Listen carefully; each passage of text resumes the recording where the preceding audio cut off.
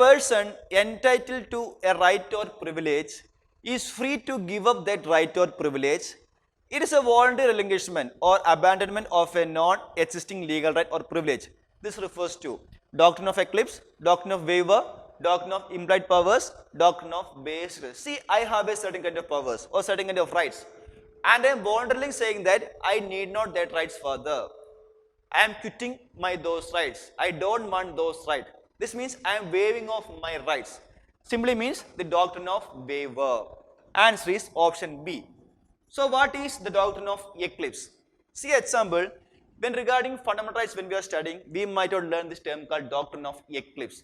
This simply shows that if a law or if a statute is against the fundamental rights, or if a law is made inconsistent with the provisions of fundamental right, then that part of the provision which is contradicting with the fundamental rights is not void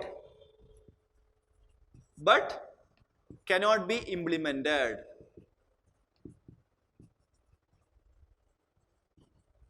Say example, if a law is made by the parliament, okay, a lengthy provision is made by the parliament.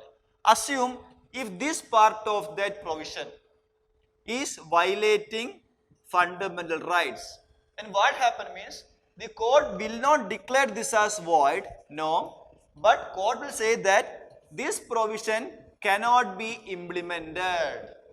This provision is overshadowed. That is what meant by the doctrine of eclipse. And there is one more doctrine called doctrine of severability. Severability means to cut off, to remove. That doctrine says that if a law is against the fundamental rights, then which part of the law is against fundamental? See, if a parliament make a lengthy law, and if this provision is violating the fundamental rights, then court can declare this as unconstitutional. Only this part is declaring it as unconstitutional. The remaining part can be operative. This is what meant by the doctrine of severability. Eclipse means offending portion is being eclipsed or overshadowed or cannot be implemented. Severability means that offending part is removed, declared it as null and void. That is what meant doctrine of severability.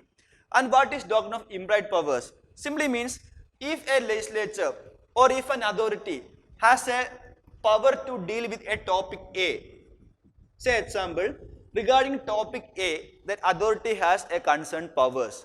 But to give effect to this provision, it must also need some other powers as well, which is not explicitly mentioned. That is, to give effect to this provision, it must also need some other powers as well. It must also need a power B, say example. If only that authority have B, then only it can give effect to what? This topic A. So it can assume this power, even it is not explicitly stated. This is what meant by the doctrine of implied powers. Clear? That is, to give effect to its having powers, it can also assume some other powers as well, even which is it is not explicitly mentioned. That is doctrine of implied powers. Clear? Regarding the, I hope you all know about the basic structure. That means our constitution has a basic structure. Our constitution has some basic philosophies or basic elements that cannot be altered by the parliament even by the way of amendment.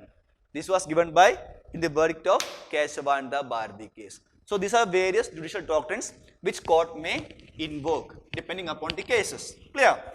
So here the right to give up one's existing right is option B, that is doctrine of waiver. With reference to the bills in the parliament, consider the following statements. The bill introduced by a nominated member of the Rajya Sabha who is a member of Council of Ministers is called a public bill. The introduction of private bills does not require the prior recommendation of the President of India. Okay, so regarding public bill and private bill. So what is a public bill? So public bill means a bill introduced by a minister. A bill introduced by a minister is called a public bill, and similarly a bill introduced by a member who is not a minister That is, a member of the parliament who is not a minister is called a private member. This private member can be from ruling party or from opposition party, not an issue.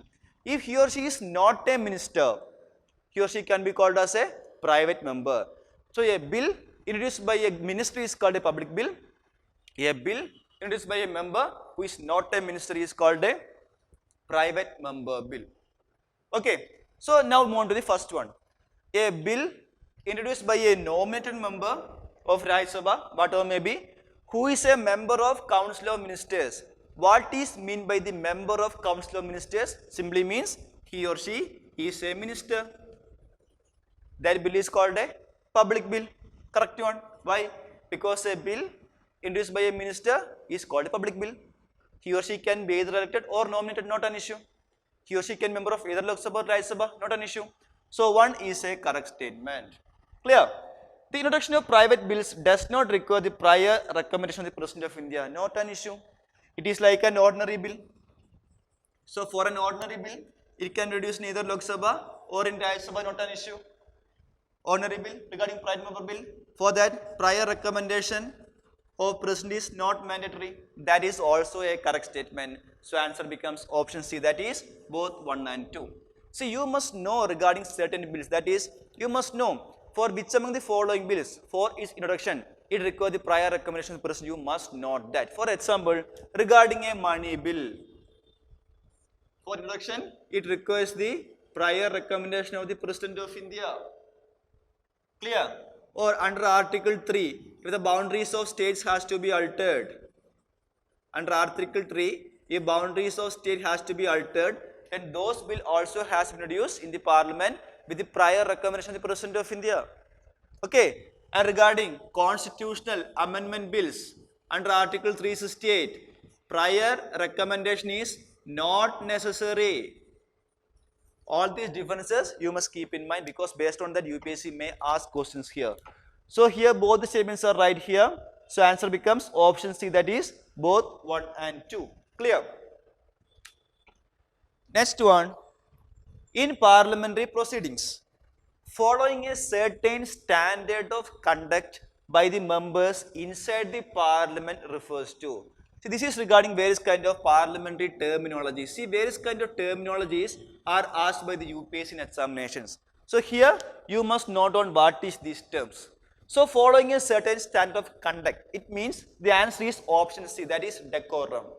This for if the members maintaining a code of conduct, that is meant by decorum inside the parliament. So what is meant by parliamentary privileges?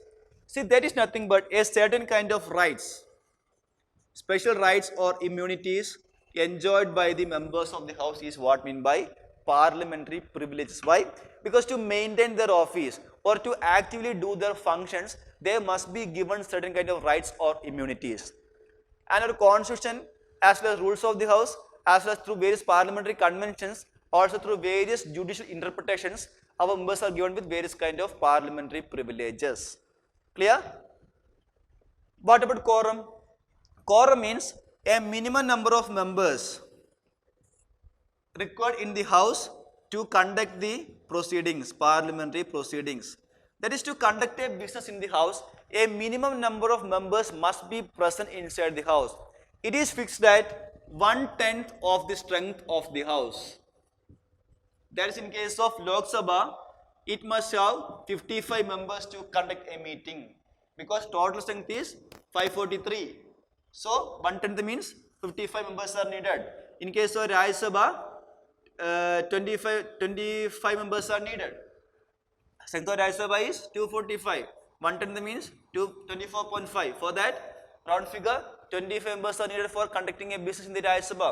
In case of state legislature also, the strength is fixed at 1/10 or 10, whichever is a greater number. Why? Because certain legislatures has only a minimum number of MLAs.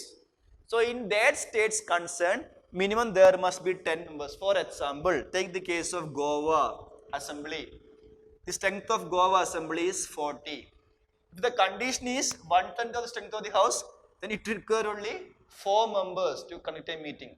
So in such cases, 1/10 or 10, whichever is the greater number, 10. So in respective assembly, 10 members are needed.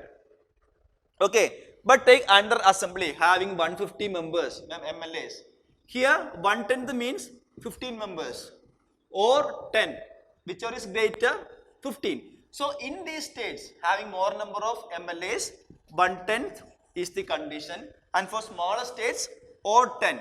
Among that numbers, 1/10 members or 10, whichever is the greater number, that much number of members must be present in the house to conduct the meeting. That is what mean by quorum. See what will happen if there is no quorum. See, when a meeting is going to be held and if there is no required quorum, then the presiding officer has the power to adjourn the house. Assume the Lok Sabha meeting is going on and it need 55 members. When the meeting started, it is found that only 50 members are present inside the Lok Sabha. And the speaker can say that the house is adjourned for the time being. Why? Because only 50 members are there. And we need 55 members to conduct the meeting. So till the 55 members were present inside the house, let's adjourn the house. That power is given to whom? The presiding officer of respective houses. That is what I mean by quorum. Decorum means standard of conduct. So what is point of order? If the house does not follow the rules of procedure, okay, if the house, I imagine that if a business is happening in a house and if they are not following the required rules, then a member can raise point of order. Sir, raising a point of order. Why? Because currently now we are not following the proper rules. So let us make into following the proper rules. That is what I mean by point of order. So please go through all these kind of parliamentary terminologies. UPSC may ask questions based on that. So answer to this question is option C, that is decorum. Clear?